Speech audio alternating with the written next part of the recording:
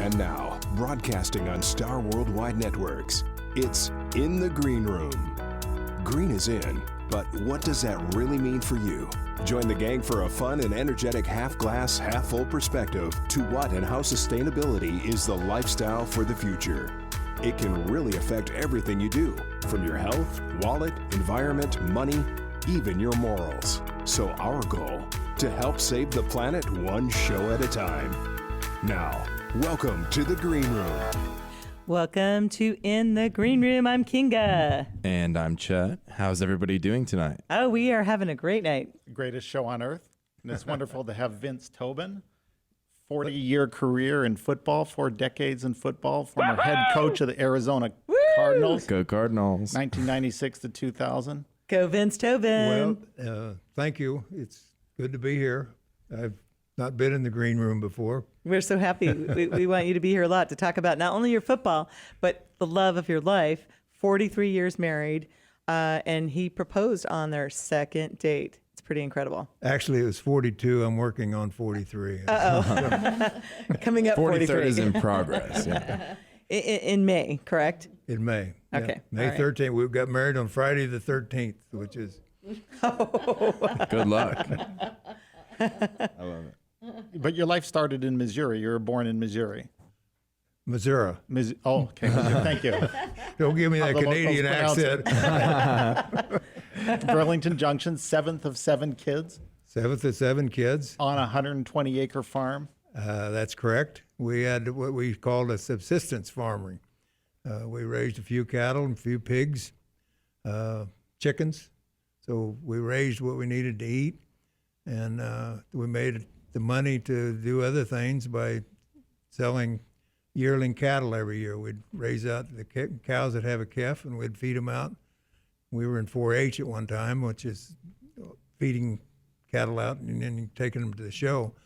And we'd sell them, and that's where we had our money for the rest of the year. Well, Vince, that's quite sustainable. In our show, we really care about people getting back to being more sustainable and caring about our planet, because we're here saving the planet One show at a time.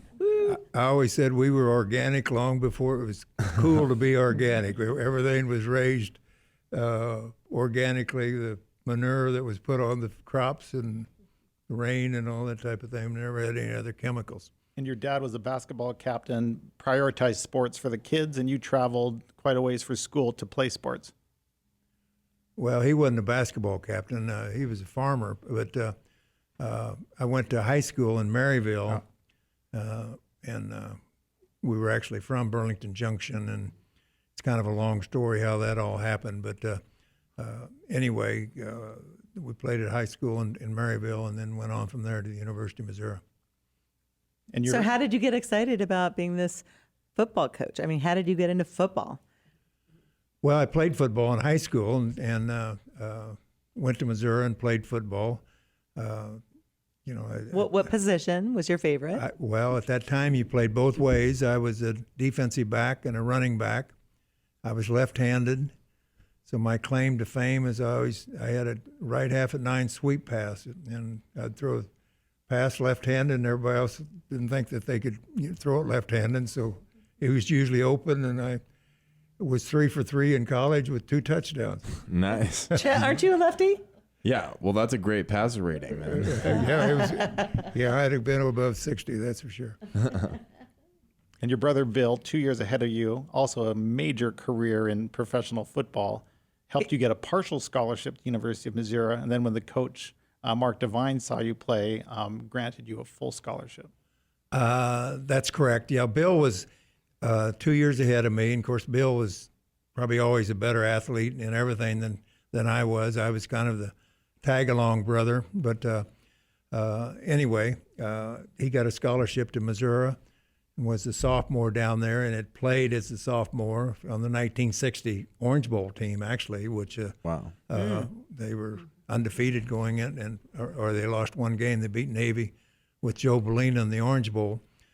But anyway, he was a sophomore and I was a senior in high school, and I had been hurt my senior year and only played 3 games, so they didn't have much film of me of playing, and he would always go over there and say, how about giving a scholarship to my little brother? He's pretty good.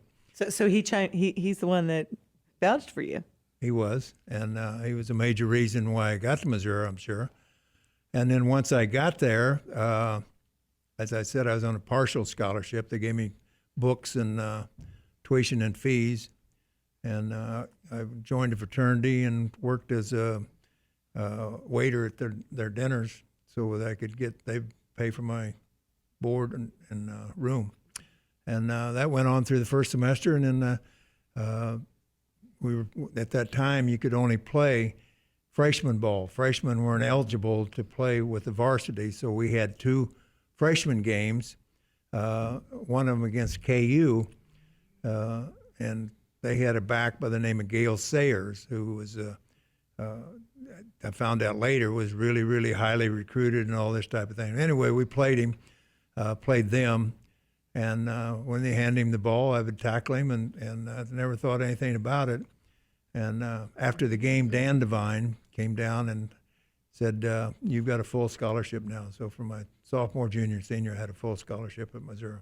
Nice. And Dan Devine had been at ASU, interestingly, and then went to Missouri as kind of as a promotion. Well, that time ASU was kind of I don't know what you'd call it, Arizona even in 1960 was a out there type of thing. And Missouri was in the Big 8 conference. And so, yeah, I would say it was a promotion. But anyway, Frank Kush was his defensive coordinator. And when Dan went to Missouri, boy, Frank became the head coach of Arizona State. And of course, he had a great career with Arizona State and was one of the more successful coaches in the history of football. Wow, that's exciting. We actually, at my home studio, we did a show last week with Danny Kush. So are you friends with Danny Kush? Not really. I mean, he's another generation down. Right. Frank was a little bit older than I was, but I was more of a contemporary probably of Frank's than I was of his son. Well, what a legend. So then we want to hear so your brother then got you that scholarship, and then what happened? Well, I played football my sophomore, junior, and senior year at Missouri. And after, getting a degree in physical education, I got my master's in guidance and counseling and went to work for the Neighborhood Youth Corps, which was part of Lyndon Johnson's anti-poverty program. It was the first one he'd set up, and like a lot of government programs, it had a great premise and worked well for a while, but the more money they poured into it, the more it became a kind of a bureaucratic mess.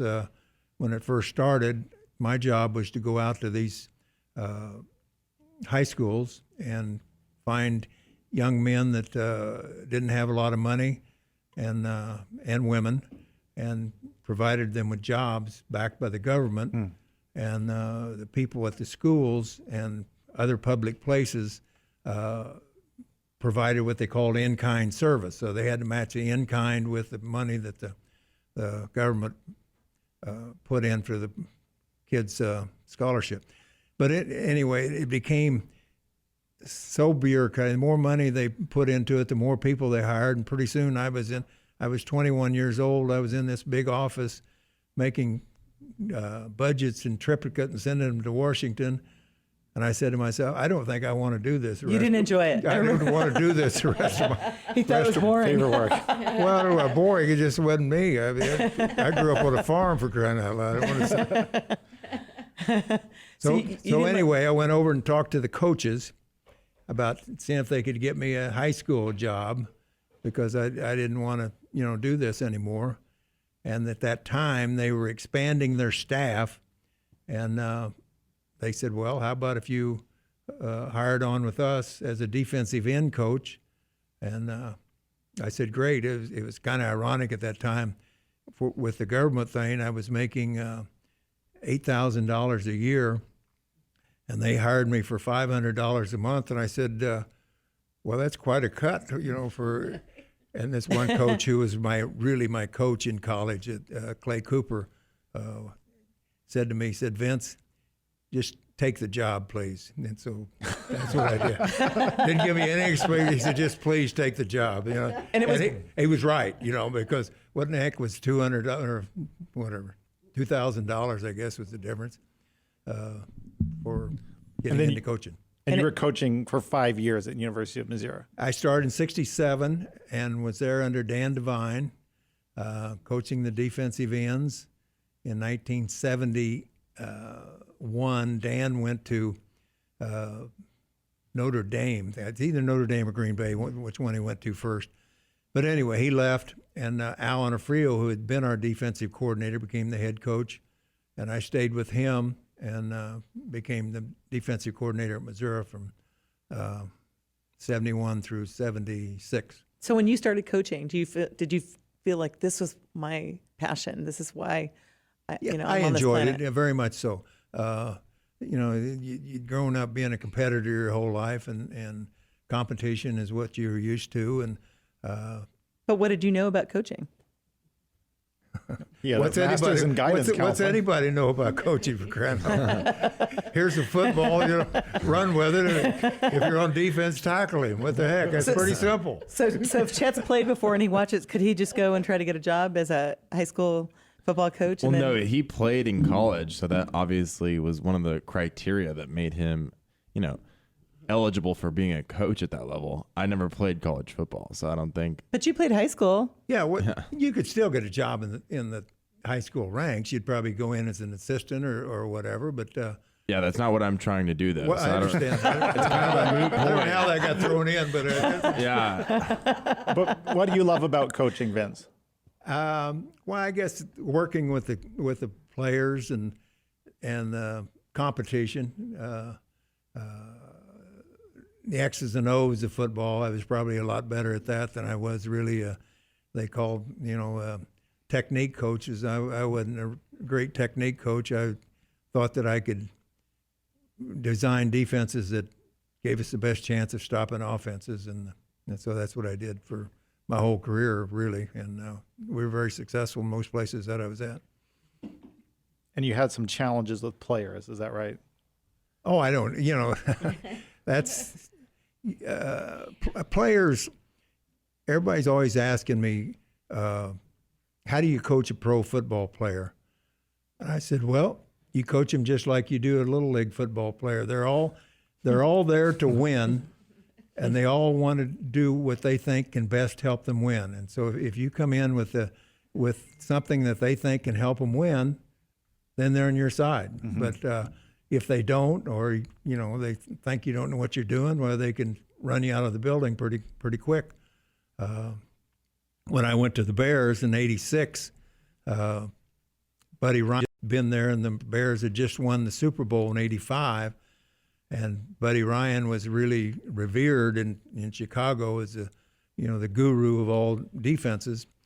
Well, when he left to go to Philadelphia with the Eagles as a head coach, I came to Chicago as a defensive coordinator under Mike Ditka. Mike Ditka, he's Legendary everybody coach. knows that legendary Mike Ditka. Mike Ditka was a wonderful guy. Tell us about him. What was it like working with him? Well, I guess there's several things. One is when I got there as a defensive coordinator, they had just had all this great defense and all this type of thing. You'd have thought he would say, well, this is what you need to do. You got to follow Buddy's playbook and all this. And he never did that. He said, Vince, this is your defense. You can do with it whatever you want. Never once said to me anything about, you should do this or should do that, looked over my shoulder or anything. And I always appreciated him for that, because that's pretty hard to do after you'd been successful and won the Super Bowl and, had a great defense before. But we had great defenses in Chicago also. So the players must have been disappointed that now their Tell us about that Super Bowl first coach practice. is gone. What was that like? Well, again, you don't get to be good players without have strong personalities. And so these Bears players were very strong-willed and strong personalities. And they thought Buddy's way was the only way that they could, that you could coach football or do football. And Was your approach much different? my approach wasn't any different than it's ever been. You coach them. But anyway, the first meeting we had, they're all in there, all slouched around, and this one guy, he's got his feet up on my desk, and I said, "What in the hell's going on here? Why is your feet up on my desk?" And he said, well, so anyway, I said, "Get your feet off my desk." And I told him, I said, "Look, we can do this one of two ways." I said, "You guys had a great defense last year with Buddy Ryan. This year we can have a great defense again. If we don't have a great defense, they won't have very far to go to place the blame. It'll be on me.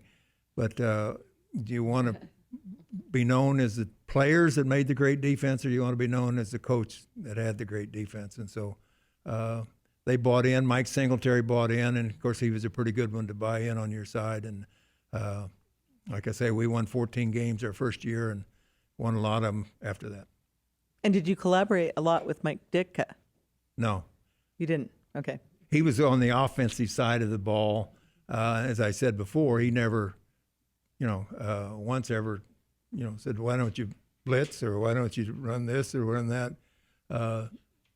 He said, "It's your defense, and that's what you do."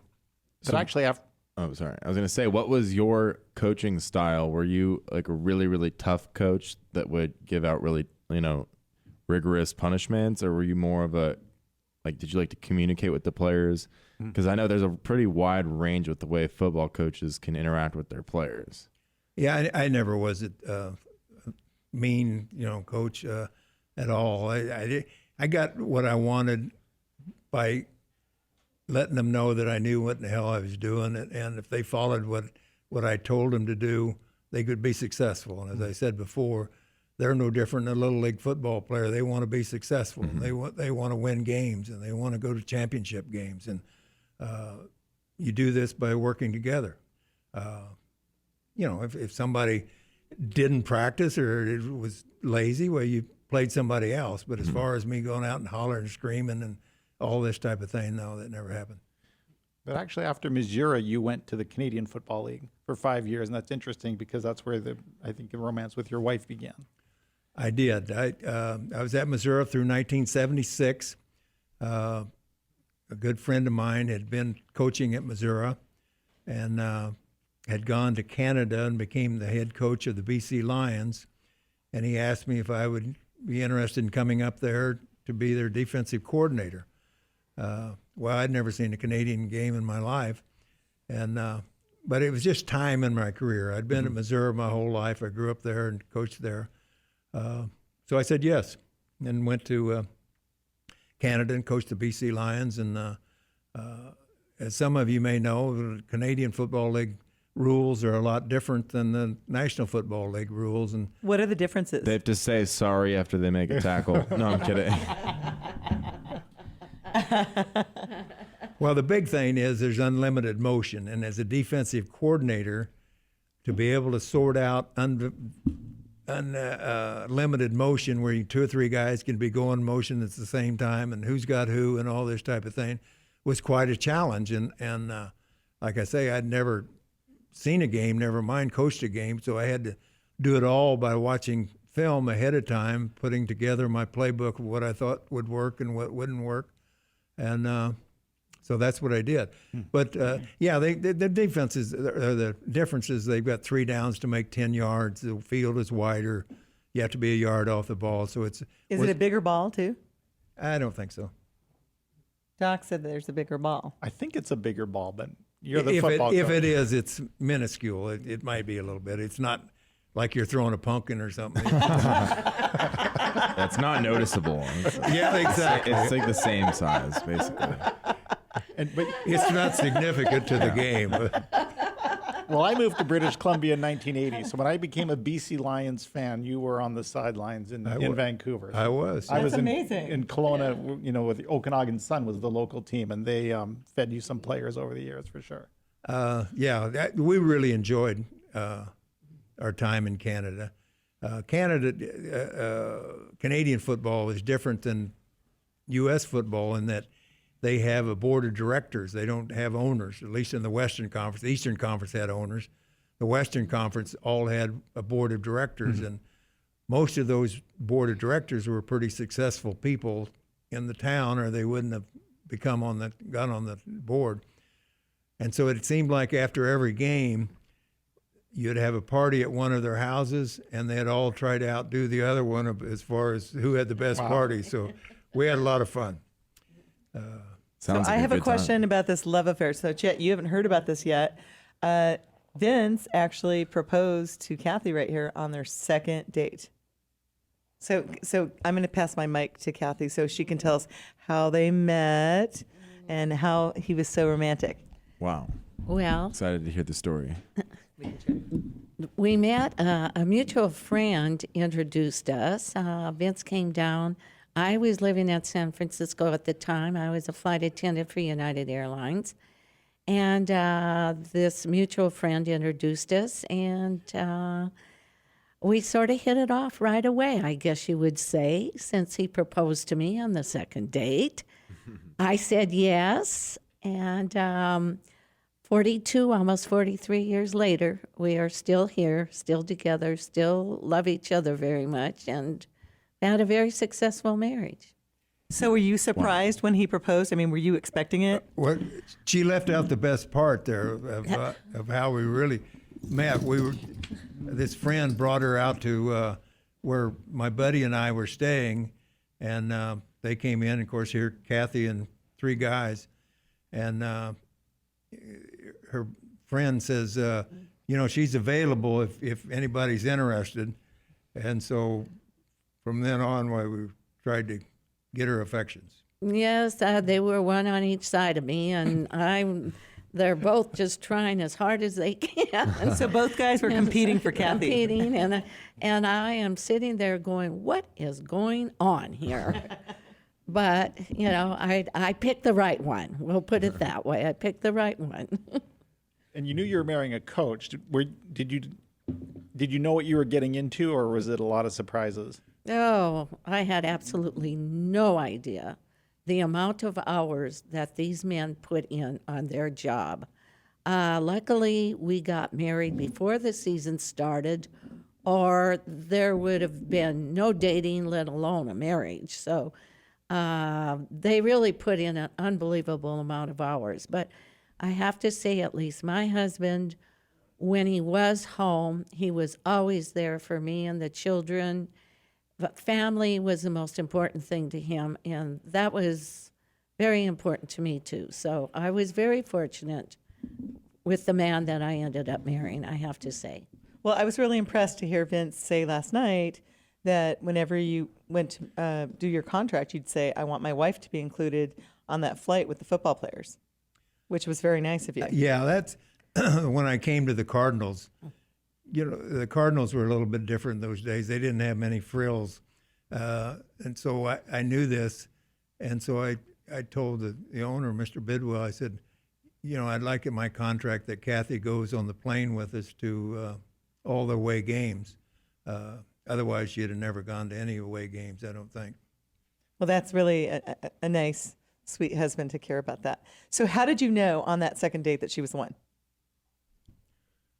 Well, Be careful. How did you know? the first date really was we went for a jog, as she would say. At that time, I was doing a lot of running and ended up running a marathon a couple of years after we got married. But anyway, we went for a jog, and she was always the lead, and I was following. And it seemed like she had a wiggle that she didn't normally have. And so that got my attention. And then I come to find out later, I've never seen that same wiggle again. So, So cute. So you get married, you proposed, now you're together. And how did you just cleave together? I mean, you were kind of like strangers. Well, yes, How did that we go? were. And I already told the story that because I was a flight attendant, our honeymoon was Vienna, Austria. And we were flying in first class on Lufthansa. And I remember just looking over at him and going, oh, my goodness, I have married a complete stranger. But as you can see, it all worked out. I had a moment of panic, but it went away and everything worked out. Okay, so then I'm asking for a few tips for our listeners that are listening. You have a successful, loving marriage after the second date, proposal, and you've had a lifetime of love. What are some secret tips that you can give our listeners for making a marriage happy and working? You want to go first on that, Ron? Well, I say that this was, for me, this was extremely important. I had worked up until that point. I was 35 when we got married, and I had always gotten a paycheck. Well, he was in Vancouver, and I'm trying to fly out of San Francisco with United. It was very difficult. Sometimes I didn't even make my flight on time trying to get there. So we decided that it would be better, if I just quit. But that was very hard for me to do. I was used to, like I say, having a paycheck, being independent. And so one of the things that we decided was that even though I stayed at home and I took care of the family, he would pay me. And so I still got a paycheck every 2 weeks during our entire marriage until I collected Social Security. He gave me a paycheck. I love it. It's so smart. Because then you were never like going to him and asking for money. Can I get a dress? Can I get a, because this was separate money. It wasn't just for the bills. It was like your separate play money. Oh no, this was my mad money. I called it. I had my own checking account and I could do whatever I wanted with it. No, it was never for groceries or pay the bills. It was just money that I had to get my hair done, have nail appointment or something like that. Clothes. Well, I think that's an amazing tip for those listeners out there that are thinking about getting married. If the woman's going to stay home, it's one of the most important jobs. So Vince, good job to you, and Kathy, amazing. What's a tip that you would give, Vince? Well, you asked me last night, and I didn't give you a very good answer. Who is the boss in our family? And the more I thought about it, we don't really have a boss in our family. Mm-hmm. Everything that we've done has been in collaboration. I've never done anything, whether it's change jobs or book a flight to go on a trip without going to her and seeing what her thoughts are and whether she wanted to do it and all this type of thing. And so it's been a collaboration, So you both consult each other, and neither one of you is really the boss. Well, I would still say that Vince is the head of the family, but he treats me as an equal. I love it. That's what's important. He treats me as an equal. And you had a lot of work to do, it sounds like, when you arrived in Phoenix and took the head coaching job with the Arizona Cardinals. They hadn't won a playoff game in 50 years. Well, they hadn't. I'm not sure they even had one winning season all the time they were with the Arizona in Phoenix, because the Cardinals' history is they started out in Chicago and then went to St. Louis and then went to Phoenix.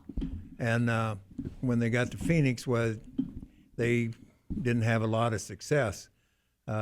We played in Sun Devil Stadium, which was everybody said, well, why can't you play in Sun Devil Stadium? Arizona State plays in it. And I said, well, the only difference is we're playing at 1 o'clock in the afternoon. They're playing at 7 o'clock at night. It's quite a difference of heat. And so, it was hard on the field. And I also have always said it was hard in the stands.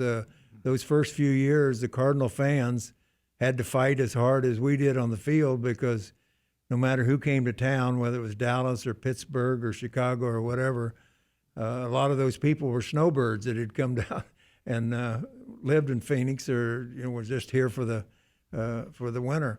And so they fought hard, and we fought hard, and got it turned around in 98, excuse me. We made the playoffs, went to Dallas, beat Dallas in Dallas, which was the first playoff game that the Cardinals had won in 51 years. That's amazing. Wow. Incredible. Yay, coach. Yay. We're so happy for you.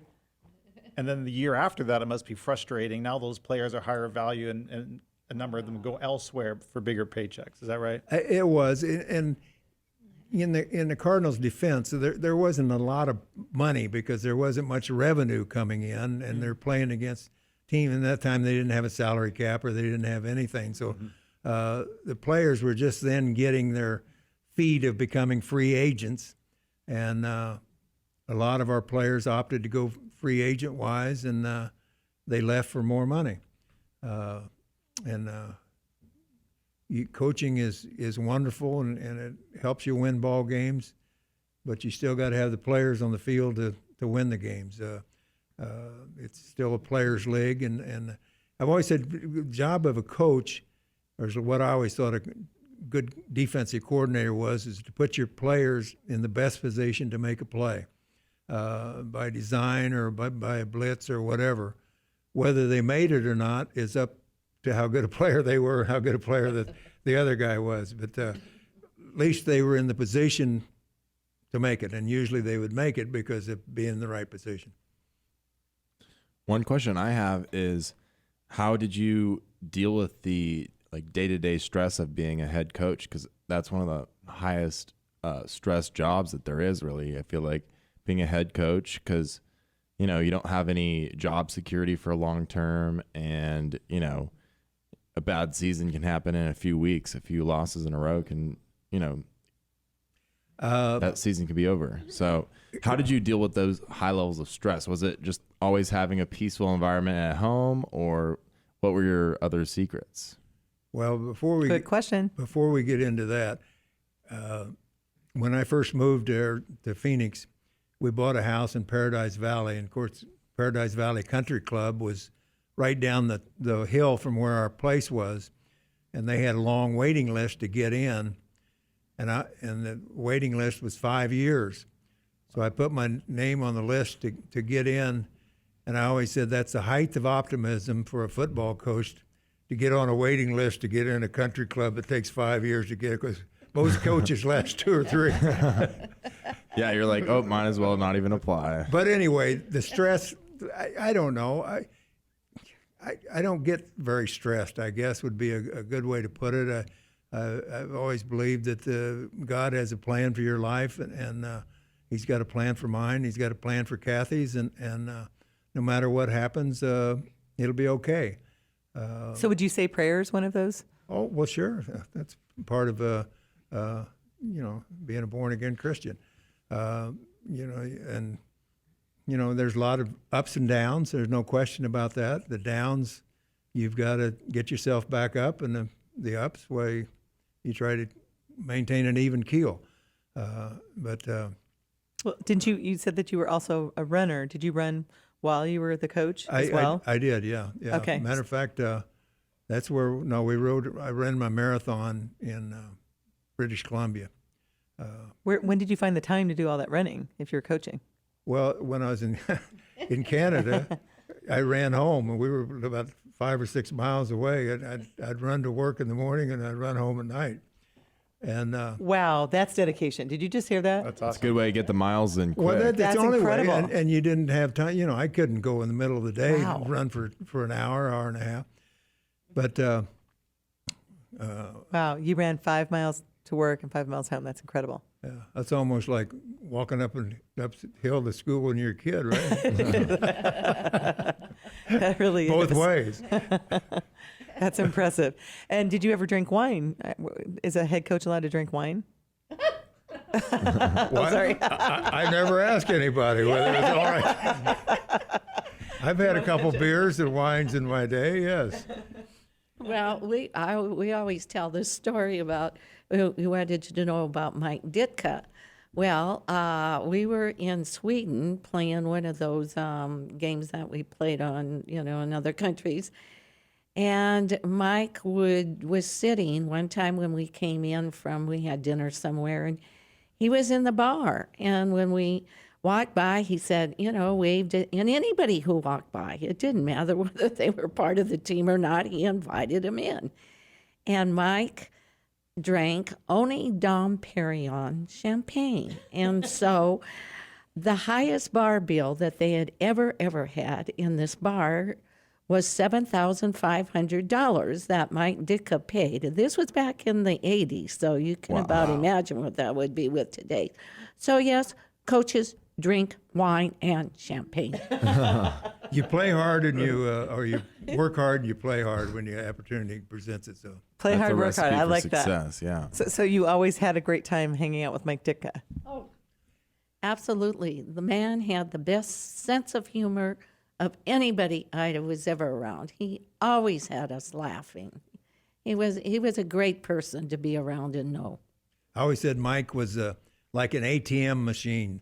Money poured in the top, and it poured out the bottom. He could make money. He had a lot of things going in Chicago. He had his helicopter thing, the limo business, and steakhouses and all that. So he made a lot of money, but he spent a lot of money. A splurger. He just and took care of the people. Mm-hmm. So he said that he was always so generous. He'd treat everybody in the bar, which is After really hearing nice. that story, it sounds like it. Yeah. And he took very good care of the staff. Also, he's probably the best head coach we had as far as taking care of the staff. Okay, so I want to ask you. I know this is kind of like, a topic that some people don't like to talk about, but the injuries, head injuries. You're a coach. You love football. I know you still love to watch football. How dangerous do you think football is? Well, football's always been a contact sport. I mean, dancing is a different type of sport, and swimming and all this type of thing. But football is a contact sport, always has been. Mm-hmm. Injuries probably have changed over the years. As I was saying earlier, originally, one time they didn't even have helmets, but then they had leather helmets, so people didn't lead with their helmet or their head. They put it aside, found a way to tackle a guy by wrapping him up, hitting their shoulder, and keeping their head out of the contact. And the better the helmet became, the more people started using the helmet as a battering ram or just to knock them over or make them try to fumble and this type of thing. That comparison's really accurate because rugby players don't wear helmets really, and they don't have as much concussion and head trauma. So Really, I didn't know that. yeah, It okay. hadn't been studied anyway like football. yeah, true. I always say that if you ever watch MMA wrestling or boxing or whatever it is, those guys kick each other in the head, elbow them in the head, get them down and just pummel them in the head. And nobody has ever, to my knowledge, has ever said anything about a head injury in that sport.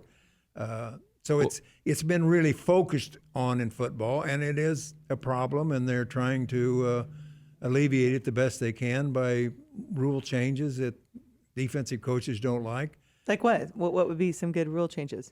Well, they have the concussion protocol now. So if there's any symptoms of a concussion, the players have to sit out for I think a minimum of 5 or 6 days. And then they have to get new cognitive tests to make sure that they still have no concussion symptoms before they're cleared to play. Stuff like that. So they've implemented some good, precautionary rules for the player's safety. But plus the way you can tackle. They won't let you use your helmet to initiate contact. For a quarterback, you can't hit him high and you can't hit him low. So, you get a small quarterback, you got a very small radius to try to tackle him, especially if he crunches down. But it was been a problem, and like I say, it's whether it's a dangerous sport, I don't think it is any more so than. Well, every sport you have a risk of injury. Exactly. Yeah. I guess that's a just different one. Yeah, exactly. And keeping your kids out, a kid that does want to play football like Owen, it's better to keep them busy, and keep them out of trouble. And also if it makes them happy, Yeah, you got to do what you love. That's right. Yep. So Doc, what do you think, being a doctor, of the risks of football? Yeah, I think it's a trade-off. Mm-hmm. The players have gotten bigger and stronger. Would you say over your career, Vince? How much bigger are the players? Well, when I was in Chicago, we had a guy named William Refrigerator Perry, and they thought he was the biggest thing that ever come down. the height of his weight was 306. He usually played, when he really played good, about 295. Now these players, they're 330, 340, 350, and nobody says anything about it, you know. So that's just in 20 years. How are they getting that big? I don't know. No, it's basically Some good protein powders. A lot of it is food, nutrition. A lot of it is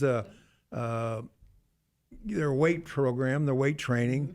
When I was at Missouri, we never had weights until my junior year, and then we had something came in they called isometrics, where you'd lift against the bar and you know, that supposedly make your muscles stronger. Well, we found out it was stretching the ligaments in the knees and the elbows and stuff like that. So we got rid of that pretty quick. But now, I mean, the off-season program, they've got these 2 or 3 weight coaches, and they're lifting, you know, a lot of weight and getting stronger.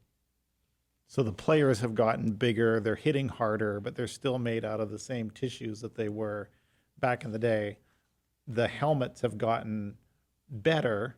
They're tackling maybe smarter. So it's going to be a trade-off between bigger players hitting harder, but with slightly better equipment.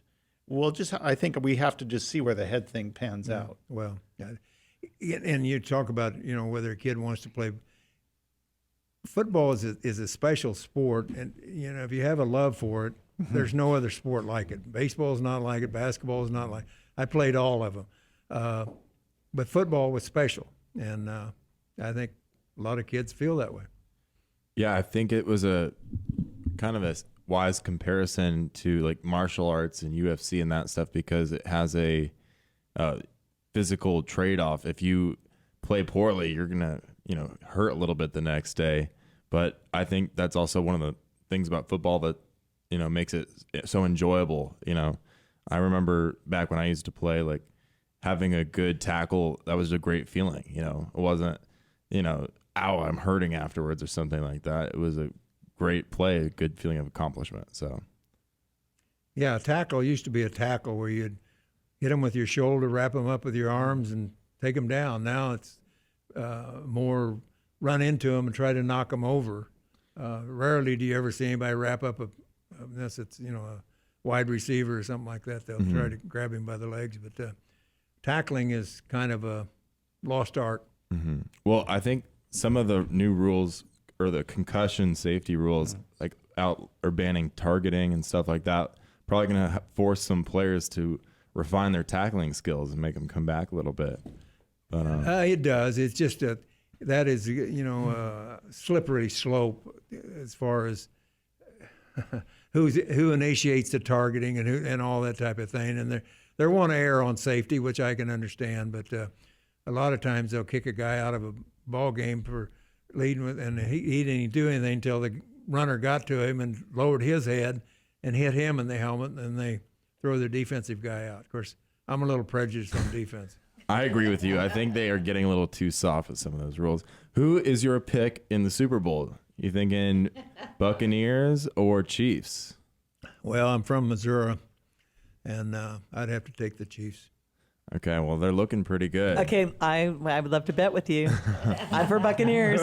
Let's talk about it at dinner tonight because. Bring your money. Okay, what are we betting? My wife's here. You know. Well, if Tom Brady gets that win in that 7th ring, I think he's going to be the undisputed greatest of all time. Well, that'd be hard to argue, I guess. Yeah, You have to say he's do it in your brilliant. first year with a new team, that's insane. Yeah. So to even get there, I'm impressed. I'm not even a big Tom Brady fan, but I'm a what huge he's Tom done Brady this fan. year is impressive. So And Chet, did you know he's vegan? I didn't really care about his diet. I just care about how well he throws a football. But But what about extremes in temperature? I mean, it seems to me that some teams may come to Arizona when it's hot and they might just wilt, and so you can run all over them. And then I also wonder what it's like to play in those, in snow and when it's sub-zero and freezing. And that's a good question. And with that question, something Steve, Chet's dad, asked is it harder, in your opinion, for a player that lives in the cold weather to come and play here in 120-degree weather, or is it harder for somebody that lives in the desert in 120 degrees to go to play in the cold, the freezing cold? Which way do you think is Going more and playing difficult? in Green Bay or something. Well, What do you think is more difficult? I think the cold weather when coming down to the desert to play is more because you get dehydrated, and they're not used to taking in the waters and all that. And of course, they have all these trainers now that do such a great job of electrolytes and all this stuff that makes it better. But at one time you'd come down there and they'd be sweating so much liquid that they'd cramp up and this type of thing. Going up to the cold, to me, is just kind of a mindset. You got to, you either think it's cold or you don't think it's cold. And of course, I've coached in both of them about as high a degrees as you can be. We were in Chicago. We had a lot of cold weather games, and Green Bay had a lot of cold weather. And the wind mixed with the cold, that's really difficult. It does. Did you see that working to your advantage where the other team was just wilting? I don't know whether that's true or not. That's kind of announcer talk. If you've got something that's working, you continue to use it. If that's answers your question, whether they're wilting or they're not wilting, maybe your guy's a better blocker than their guy and this type of thing. But it's whatever's successful you try to use.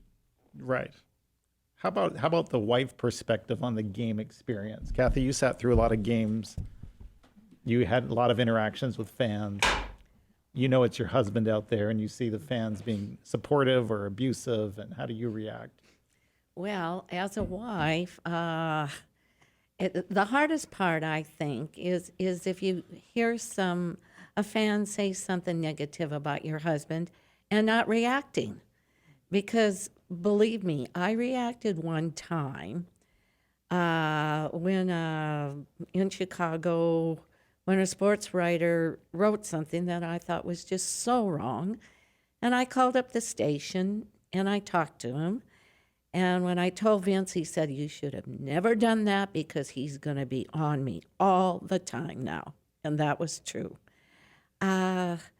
It's better just to sit and don't say anything. Trust Right, that's me. hard to do, but that broke down in Dallas. But I think that's really cute that you did that. I think that's really sweet. Yeah, but it's very hard. They generally put the wives all together in one section. I was never in a suite like some of the head coaches' wives were. We were always out in the stadium with the fans, which I enjoyed being out there. However, we all sat together, and so frequently the fans knew who the wives were. And I remember a particular instance when we were actually in Indianapolis with the Colts. And we were sort of up toward the top where the food was. And we were losing the game. And so those fans got behind us. And they bought hot dogs. And they filled them with mustard. And just started throwing them at us. Just throwing at us. And so we ended up with, being smeared with mustard and things like that. Oh, fans are very rabid, and they can really react in strange ways. That was one situation, and we couldn't react. We couldn't get up and start screaming at them. That would have accomplished nothing. So you did learn just to sit and quietly take whatever you can understand the fans. They love the game. They love their teams. They want their teams to win, and when they don't win, it's hard on the fans too. So, but sometimes they got a little extreme, which wasn't necessary in my opinion. So what did Vince think about you being clobbered with hot dogs? I didn't like it. So Chet, you missed it. All I came back to was clobbered with hot dogs So the with no context. So. So they were at a game, and all the coaches' wives were the target of the fans, and they took a bunch of ketchup and hot dogs and threw it at all the coaches' wives. No. Yes, yes. There were. Where was that? In Philadelphia? Well, it certainly could have been in Philadelphia, but actually, it was in Indianapolis with the Colts, which would have been sort of a surprising thing.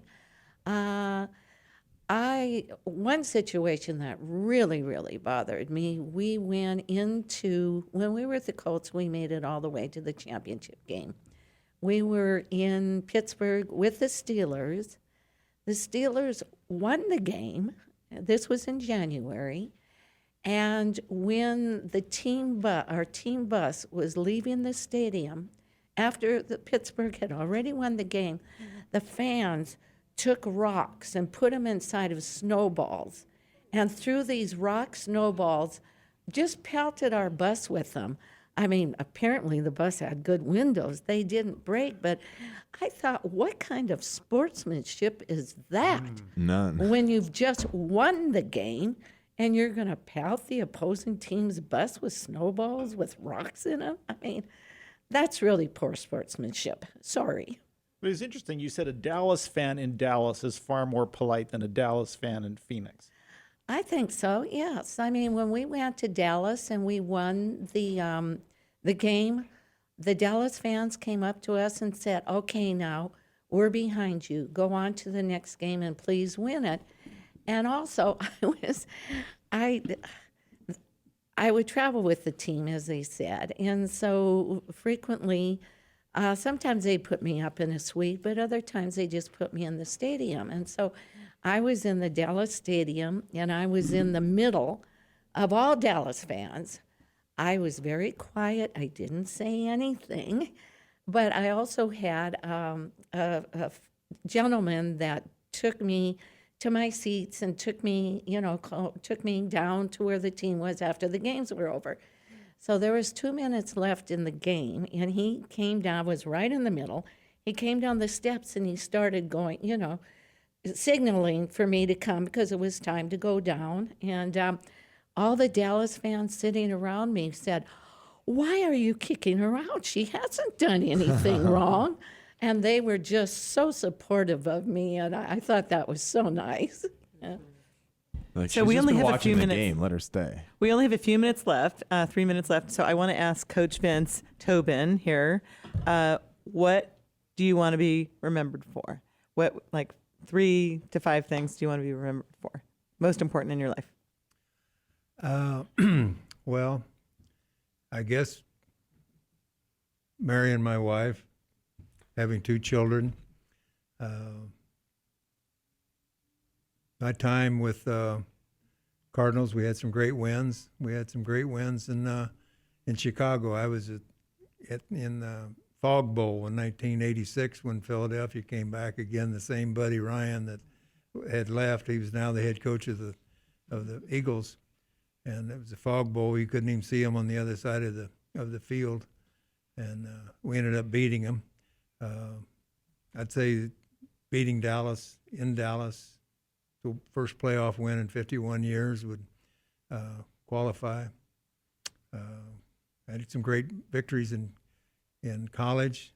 We beat Alabama in the Gator Bowl in 1968 when Bear Bryant was running the organization. And of course, we've had a lot of wins. Like Kathy said, in Indianapolis, we were the wild card team, and we won all of our games all the way to the Pittsburgh game, and we've had to play them all on the road, kind of like Tampa did this year. And really had Pittsburgh beat. We should have beaten them. We had them beat, and we had a couple calls go against us that were wrong. But anyway, that was a good run. Working your way up to be the head coach of the NFL, I would say that's living the American dream. It is. One thing you were talking about at the farm, as I said before, we had 120 acres and 7 kids, and the last 3 were boys. And the folks put everyone, all 7 of them, through college. The last 3 were my brother Al, who ended up going in as an enlisted man, came out as a general in the Army. My brother Bill ended up as a general manager for 2 different teams in the NFL. And I, of course, had the opportunity to be a head coach in the NFL. So that's, for a small family from Missouri, 120 acres, that's not bad. Living the American dream. Correct. And I know I don't like to talk about death, but I know it was really important to you to have your headstone picked out for your future, for you and your wife. And what is your headstone going to say? Well, Already says. it already is up. But anyway, What does it say? It says Vince Tobin, Kathy Tobin, where we were. It said the coach from Missouri married the stewardess from Montana, and here's their life's journey. And it has all the teams that we were together and the years that we were there. And then it said at the bottom that they have 2 beautiful children. Well, the fans thank you, and the players Thank you so much. We really, really, really are so grateful and blessed to have you here at this In the Green Room show. Thank you so much, and thank God. Thank you. Thank you. Thanks for joining in the green room. It was a great time. Awesome.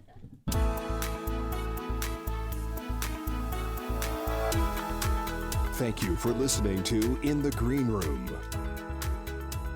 Join us here live every Tuesday at 6 p.m. or anytime on demand 24/7 on StarWorldWideNetworks.com.